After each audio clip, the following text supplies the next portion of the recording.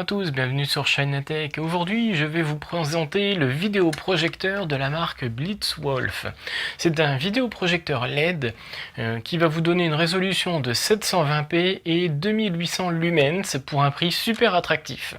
Grande première pour nous, parce que la dernière fois que nous avons testé un vidéoprojecteur, c'était un picoprojecteur, donc un tout petit vidéoprojecteur qui tient dans la main, qui avait une résolution et une luminosité beaucoup plus faible. Donc là, on commence à rentrer sur du home cinéma, j'oserais dire, avec cette entrée de gamme de vidéoprojecteurs. Et je suis super content de pouvoir vous faire ce test grâce à notre partenaire Banggood qui nous a fourni ce vidéoprojecteur pour réaliser ce test. Découvrons tout de suite en image le déballage du carton. Et concernant le unboxing, voici donc le carton que vous recevrez de la part de Blitzwolf. Donc on reconnaît tout de suite les couleurs de la marque. Donc sans plus attendre, nous allons regarder pour le déballer. Et à l'intérieur, évidemment, je l'ai déjà testé, donc normalement il est protégé dans un blister. Vous avez sur le côté le carton avec les accessoires et bien évidemment protégé donc dans le blister et dans de la petite mousse comme ça, le fameux vidéoprojecteur. Il y a normalement dans ce carton la petite vis, mais qui est du coup pour mes tests est déjà branchée. Et à l'intérieur du carton, vous avez donc les câbles RCA, le câble secteur, la télécommande. Notez qu'il n'y a pas de pile et le manuel pour l'utiliser.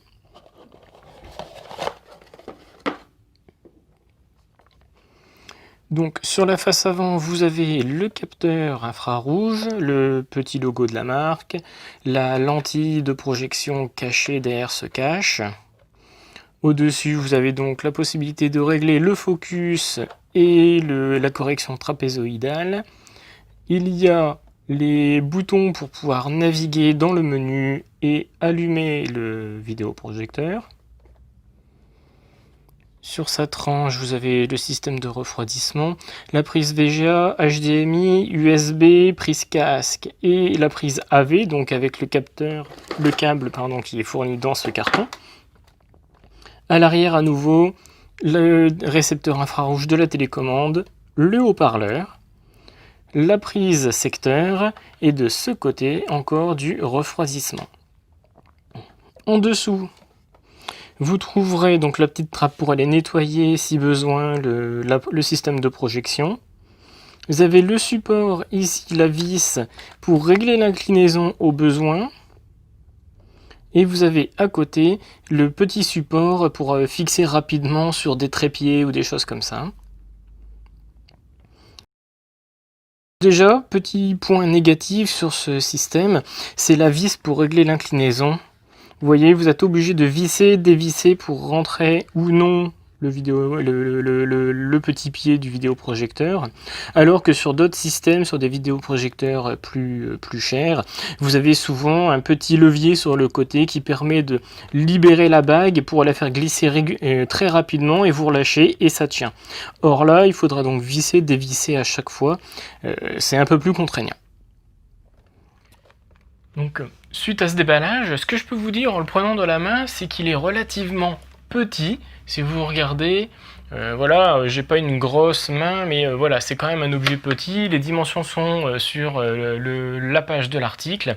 Donc petit, léger, donc relativement facile à placer quelque part sur un meuble, par exemple, pour pouvoir faire une projection sur un fond blanc.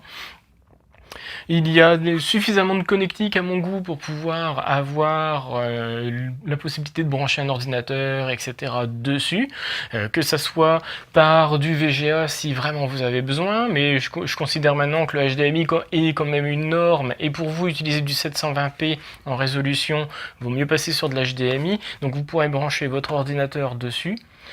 Ou bien alors même une Chromecast si vous voulez l'utiliser de manière sans fil et de projeter comme ça à distance sans avoir le problème de câble qui passerait sur les jambes.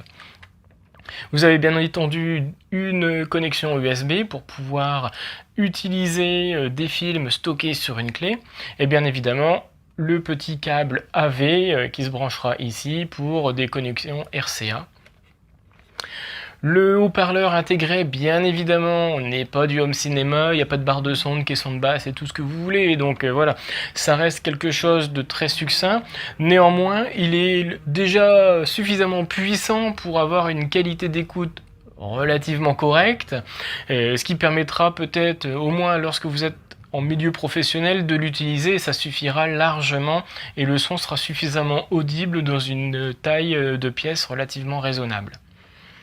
Bien entendu, chez vous, si vous êtes pour faire du home cinéma, il faudra passer par une barre de son extérieure par exemple, ou un système de son, un système audio extérieur, auquel cas l'ordinateur pourra projeter via le câble HDMI ou vu sur la Chromecast l'image, et peut-être en Bluetooth ou via un câble à côté se brancher sur votre système Hi-Fi. Donc en soi, le haut-parleur n'est pas forcément top, mais il suffit largement pour un dépannage ponctuel. Comme je vous le disais, ce vidéoprojecteur a la possibilité de recevoir du 1080p, mais fera une projection de 720p. Donc c'est vraiment le plus bas au niveau de définition sur de la HD, puisque là c'est du 720, il y a du 1080, et même vous pouvez aller sur du 4K à présent. Donc c'est vraiment un vidéoprojecteur d'entrée de gamme, j'oserais dire, un vidéoprojecteur pour commencer un petit peu chez vous à faire du home cinéma, sans forcément avoir une pièce dédiée, mais voilà, commencer peut-être à vouloir avoir un écran beaucoup plus grand de projection, auquel cas ce vidéoprojecteur pourrait faire l'affaire pour commencer. Donc, sachez qu'avec ce vidéoprojecteur, vous aurez besoin de 3 mètres de recul au grand maximum pour pouvoir avoir une diagonale d'affichage de 100 pouces. Bien évidemment, ce sera le recul maximal que vous pourrez avoir, mais vous pourrez mettre beaucoup plus près. Typiquement, à 1 mètre de recul de votre fond de projection, vous serez à 28 pouces environ de taille en diagonale. Une fois posé sur un meuble, ou peut-être via la fixation ici, la petite vis de libre sur un système de trépied, vous pourrez régler l'inclinaison. Et si vous êtes sur un meuble, via cette petite vis, vous pourrez donc régler l'inclinaison une fois posé sur le meuble. Sachez que l'inclinaison peut être grande, mais après la correction que vous allez pouvoir faire manuellement ici est assez faible, donc vous ne pourrez pas vraiment projeter, je dirais à 30 degrés. Votre image sur votre fond blanc sera vraiment trapézoïdale et ne sera pas corrigée pour être bien rectangulaire. Donc sachez que c'est un des défauts du vidéoprojecteur, c'est que l'angle d'inclinaison, la correction d'inclinaison est assez limitée, donc faites attention à ça. De plus, vous pouvez peut-être avoir une pièce et avec possibilité de poser à 3 mètres de recul ce vidéoprojecteur, mais de ne pas avoir une taille suffisamment grande au niveau de votre fond de l'autre côté pour pouvoir afficher les 100 pouces de taille d'écran.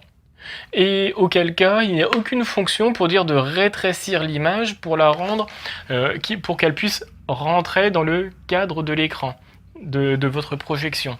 Donc c'est aussi un point à prendre en compte lorsque vous allez l'acheter, c'est de bien regarder où est-ce que vous allez pouvoir le mettre dans votre pièce, à quelle distance va se trouver le vidéoprojecteur du mur, et estimer du coup la diagonale d'affichage de projection. Savoir si ça ne va pas taper sur peut-être un cadre, un miroir, ou est-ce que vous aurez un fond blanc que vous allez pouvoir dérouler qui sera suffisamment large pour recevoir toute l'image projetée. Et donc une fois que vous aurez bien positionné ce vidéoprojecteur, via la grosse molette vous pourrez régler le focus et via la petite régler la correction du trapèze. Chose aussi à savoir, sur ce vidéoprojecteur, vous aurez tendance à avoir le centre de l'écran, si vous réglez le focus, relativement net. Et plus vous allez vous rapprocher des bords, plus ça sera un peu flou, dû justement à ces 720p de résolution, ce qui fait que pour regarder une vidéo, un film, ça ne va pas vous déranger.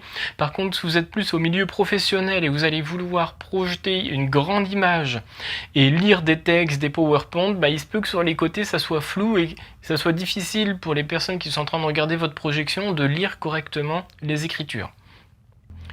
Côté luminosité, donc je vous disais 2800 lumens, c'est vraiment la base de la base pour moi, parce que j'ai fait mes tests dans mon salon et je n'avais possibilité que de fermer un volet sur deux, l'autre se trouvant dans la salle à manger, donc à plusieurs mètres de distance. Donc j'étais pas dans une grande pénombre et on voyait clairement que l'image, voilà, il n'y avait pas forcément assez de luminosité pour bien voir les détails, etc. Donc, si vous avez, vous, possibilité d'être dans un noir total, franchement, il n'y aura aucun souci. Si vous ne pouvez pas forcément le réaliser, ben, il faut le prendre en compte pour savoir si vous allez regarder plutôt des films le soir quand il fera très noir, déjà de manière générale avec le coucher du soleil, ou si vous allez peut-être l'utiliser dans la journée, auquel cas ça sera peut-être plus embêtant pour vous. Je vous mets donc une image de la projection que j'ai pu voir chez moi, donc dans ces conditions où il y avait encore du soleil dehors et un seul volet fermé. Et vous verrez donc en plus j'ai pris exprès en photo l'écran d'ordinateur qui projette l'image sur le fond. Et vous verrez comme ça un peu la correction des contrastes, la différence des contrastes entre l'écran d'ordinateur et l'écran projeté. Pour conclure, je dirais que ce vidéoprojecteur Blitzwolf BWVP1 est dans une bonne gamme tarifaire, un bon rapport qualité-prix, dans le sens où il est à moins de 100 € pour avoir 720p, 2800 lumens, ce qui est vraiment la base pour commencer vraiment le home cinéma, à mon humble avis.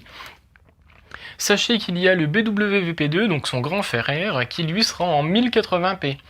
Et pour ma part, je l'aurais eu à acheter, je me serais peut-être penché sur son grand frère pour quelques dizaines d'euros de plus et vraiment commencer à avoir du 1080p et une meilleure résolution d'écran. Je ne dis pas là que celui-ci n'est pas bien, il est vraiment, comme je disais, très bon rapport qualité-prix, et au niveau des fonctionnalités c'est nickel, mais pour moi je pense que je serais parti directement sur du 1080p, le 720p, au niveau résolution ça commence, je pense, à être un peu faible. Néanmoins, commencez avec du home cinéma chez vous pour dire de tester, et bien vous ne allez pas tomber de haut à l'acheter au prix annoncé. Pour vraiment débuter, ça sera très très bien. Les points négatifs, c'est donc le souci d'inclinaison ici avec la petite vis à régler, il n'y a pas de système rapide. Vous n'avez pas non plus la possibilité de faire une grosse inclinaison, vous allez être vite limité avec le correcteur trapézoïdal.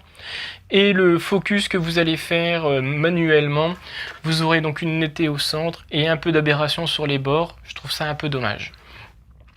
Sinon, je le recommande, il n'y a pas de souci, à part ces quelques petits défauts, il est vraiment très bien au niveau tarifaire.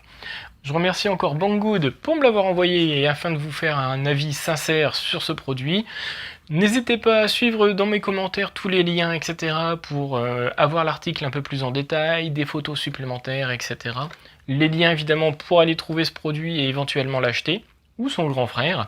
N'hésitez pas encore une fois à mettre des likes, des pouces, tout ce que vous voulez et des commentaires sur les vidéos, ça me ferait plaisir. Et je pourrais du coup un peu discuter avec vous sur les hors vidéo et plutôt dans les commentaires avec vous sur les détails de ce produit. Merci beaucoup et à bientôt sur China Tech.